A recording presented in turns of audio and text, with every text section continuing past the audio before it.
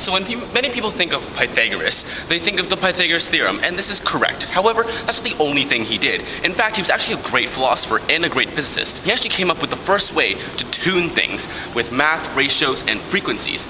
And that's the reason why when you go to a T Swift concert, it sounds generally pretty good because the guitars are in tune. So back to Pythagoras. He was born in 570 BC. There are no pictures of him because, as you can imagine, we have no cameras. But they did have paintings, and so we can kind of guess what he looked like. And so he was born in Samos, Greece, which is right here.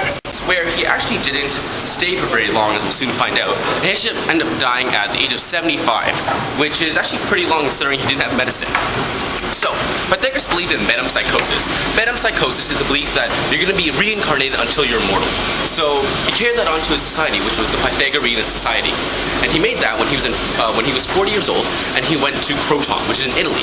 So the Pythagorean Society taught that everything was made of numerical relationships, and everything was made of form, and not atoms and bonds, but form and math. It was a little weird. They also believed in abstinence and asceticism. And asceticism is basically a very pretty way to put living as a hermit and living in isolation. So eventually, the society was burned down because of political tensions between the group and the people of Croton. However, his works did eventually end up influencing people like Plato, who were very famous, as you might have known. And their motto was, all is number. They also practiced vegetarianism, which is a cool combination. So, Pythagoras was the first to study musical intervals and scales.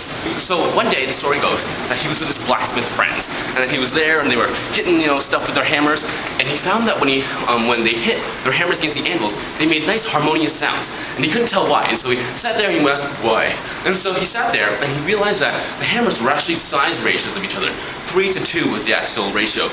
And he found that when they were this ratio, they would make harmonious sounds. So when frequencies are 3 to 2 ratio, or 2 to 3 ratio, they make harmonious sounds. You can actually tune a 12-note chromatic scale in that sense. As you can see, we're in Kids Park. Kids Parking! So this is my exhibit. As you can see, when I tap them, they make sounds. And it's very reminiscent of Pythagoras and the blacksmiths. As you can see, when I tap them, they make notes, and the difference between notes is the fact that they're different lengths, and so their frequencies are actually different. So A and D actually have a ratio of 3 to 2. So next time you think of Pythagoras, think of tuning.